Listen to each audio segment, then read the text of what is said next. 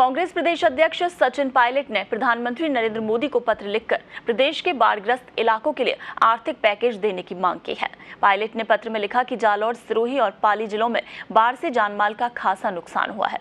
वहीं प्रभावित इलाकों में खाद्य सामग्री, दवाएं और अन्य मूलभूत आवश्यकताओं की पूर्ति नहीं हो रही है, जबकि गुजरात में केंद्र ने 500 करोड़ की सहायता दी है। उधर बाढ़ और अतिवृष्टि प्रभावित जिलों की गौशालाओं में बड़ी संख्या में गायों की मौत पर उन्होंने कहा कि सरकार को गौवंश को बचाने के प्रयास तेज करने चाहिए। जहां पायलट 30 और 31 जुलाई को पाली और सिरोही जिलों का दौरा कर स्थितियों की जानकारी लेंगे।